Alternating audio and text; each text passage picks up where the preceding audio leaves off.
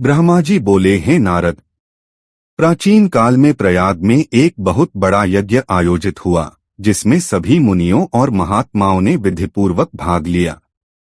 उस यज्ञ में सिद्धगण, सनक आदि ऋषि, देवर्षि, प्रजापति, देवता और ब्रह्मा का साक्षात्कार करने वाले ज्ञानीजन उपस्थित हुए। मैं भी अपने परिवार सहित वहां पहुंचा।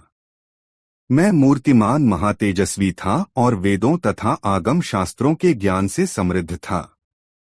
वहां अनेक प्रकार के उत्सव मनाए जा रहे थे और एक अद्भुत सभा का आयोजन हुआ।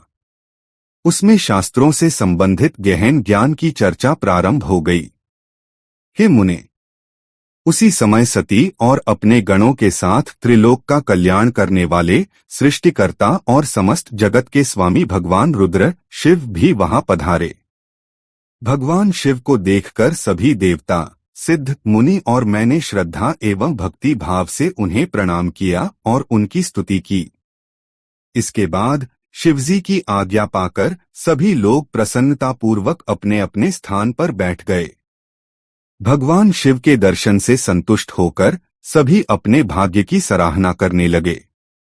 उसी समय प्रजापतियों के स्वामी, महातेजस्वी और प्रभु दक्ष प्रजापति अचानक प्रसन्न मन से वहां आ पहुंचे।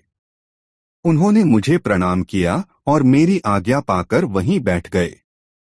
वे दक्ष ब्रह्मांड के अधिपति और सभी के सम्माननीय थे, लेकिन अहंकार से भरे हुए और तत्वज्ञान से शून्य थे।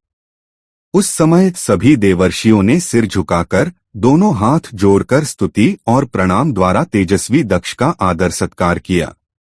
लेकिन विविध लीलाओं का प्रदर्शन करने वाले, सबके स्वामी और परम रक्षक भगवान महेश्वर ने उस समय दक्ष को प्रणाम नहीं किया। वे अपने आसन पर वैसे ही बैठे रहे। महादेव जी को वहां मस्तक न झुकाते देखकर मेरे पुत्र दक्ष मन ही मन अत्यंत अप्रसन्न हो गए। उन्होंने रुद्र पर क्रोध कर लिया। ज्ञान से रहित और महान अहंकार से भरे हुए दक्ष ने महाप्रभु रुद्र को क्रूर दृष्टि से देखा और सभी को सुनाते हुए ऊंचे स्वर में कहने लगे। दक्ष बोले, यहाँ उपस्थित सभी देवता, असुर, श्रेष्ठ ब्राह्मण और ऋषि मुझे आदरपूर्वक मस्तक झुकाते हैं, लेकिन वह जो प्रेतों और पिशाचों से घिरा रहता है, वह महामनस्वी रुद्र दुष्ट मनुष्य के समान ऐसा व्यवहार क्यों कर रहा है? श्मशान में निवास करने वाला यह निर्लज्ज इस समय मुझे प्रणाम क्यों नहीं करता? इसके वेदोक्त कर्म समाप्त हो गए हैं। यह भूतों और पिशाचों से सेवित होकर मतवाला बना रहता है। न तो यह शास्त्रीय विधि का पालन करता है, न ही नीति के मार्ग पर चलता है। यह सदा धर्म को कलंकित करता है। इसके साथ रहने वाले और इसका अनुसरण करने वाले लोग पाखंडी, दुष्ट, पापाचारी और ब्राह्मणों का अपमान करने वाले होते हैं। यह स्वयं स्त्री में आसक्त रहने वाला और रतिकर्म में दक्ष है। इसलिए मैं इसे शाप देने के लिए तैयार हूं। ब्रह्मा जी बोले। इस प्रकार कहकर महादुष्ट दक्ष ने अत्यंत क्रोधित होकर रुद्र के प्रति और अधिक कटु वचन कहे।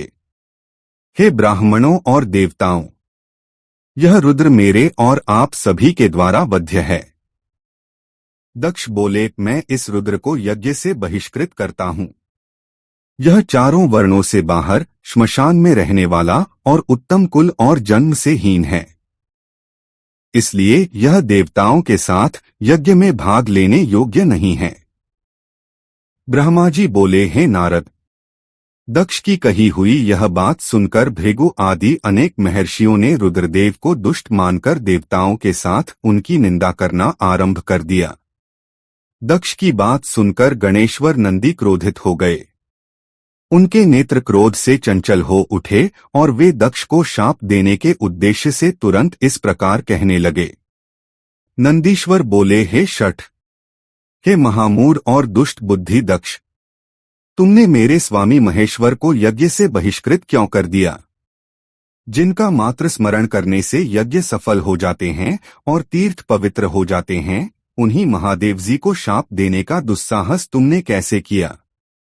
हे दुर्बुद्धि दक्ष, ब्राह्मण जाति की चंचलता से प्रेरित होकर तुमने निर्दोष महाप्रभु रुद्रदेव को व्यर्थ ही शाप दिया और उनका उपहास किया। हे ब्राह्मणाधम, जिन्होंने इस जगत की सृष्टि की है, जो इसका पालन करते हैं और अंत में इसका संहार करते हैं, उन्हीं महेश्वर रुद्र को तुमने शाप कैसे दे दिया।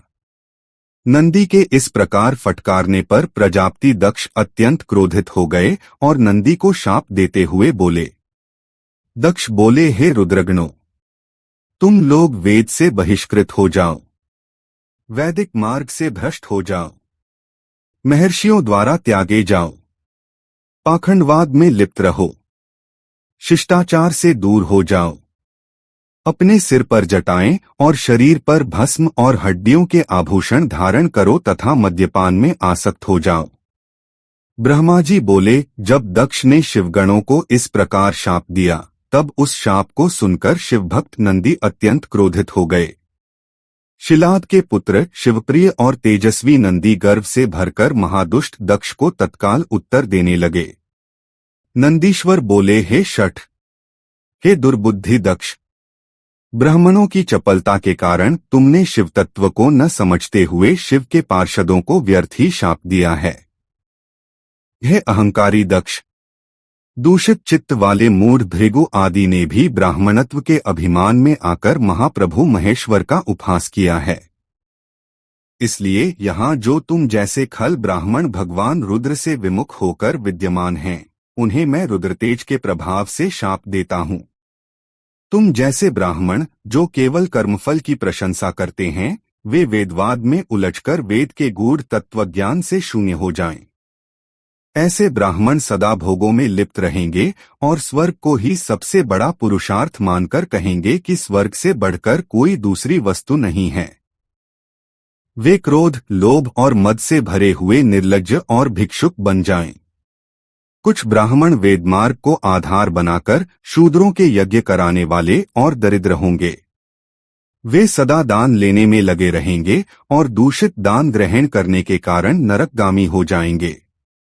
हे दक्ष, इनमें से कुछ ब्राह्मण तो ब्रह्म राक्षस बन जाएंगे। यह अजन्मा प्रजापति दक्ष, जो परमेश्वर शिव को एक सामान्य देवता समझकर उनसे विरोध करता है, तत्वज्ञान से विमुख हो जाएगा।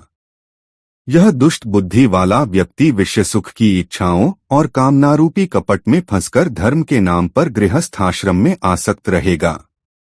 यह कर्मकांड और कर्मफल की प्रशंसा करते हुए वेदवाद का ही विस्तार करेगा। दक्ष का आनंददायक मुख नष्ट हो जाए, यह आत्मज्ञान को भूलकर पशु समान हो जाए और अनीतिपरायण तथा कर्मभ्रष्ट होकर शीघ्र ही बकरे के मुख से युक्त हो जाए।